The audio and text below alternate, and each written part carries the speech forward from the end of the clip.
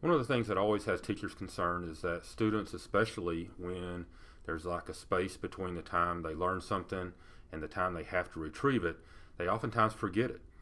This is Wes Hickey, Director of the School of Education at the University of Texas at Tyler. In this Weekly 5, we wanted to look at why students forget and how we can help them remember.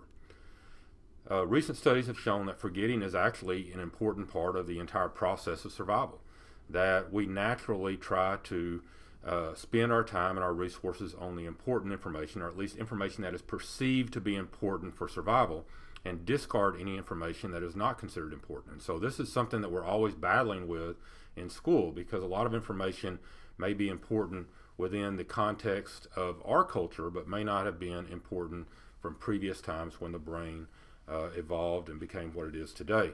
And so when we look at different things, when it looks at look at the Ebbinghaus forgetting curve, we see that immediately we can retrieve a lot of information, but even 20 minutes later, we drop down and lose over 40% of that information. And if we look 31 days later, we lose almost 80% of the information that we had learned just 31 days previously.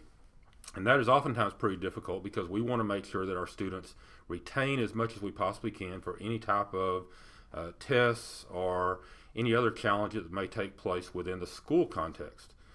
So one important area that we need to be aware of is that when neurons are frequently fired, the more we use them, the more connections take place. And just obviously in the opposite area is that if we don't fire them on a regular basis with that information, then we tend to forget that much more often. So what can teachers do to improve learning?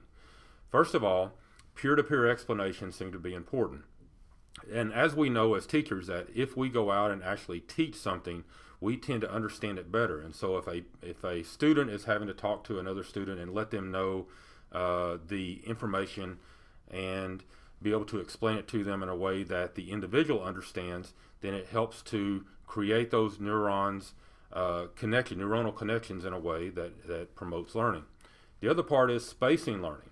And this is kind of similar to number 4 down there of interleaving concepts, but basically is that if you begin to learn something and then you come back to it a little bit later, and then a little bit later you review it again and you use it within a different context later on, that tends to improve that neuronal firing and improve those connections. And it's obviously because we continue to use that particular concept in multiple ways.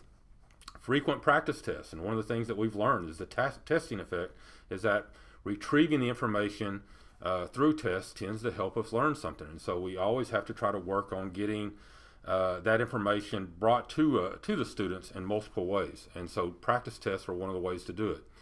Interleaving concepts, again, very similar to spacing, is that we don't learn all the concept in one time.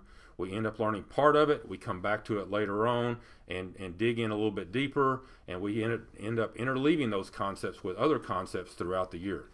And then combining text with images, you're just finding new ways to fire those neurons. So you're looking at the graphic component, the image component, and connecting it to maybe the text or the other learning components there's too.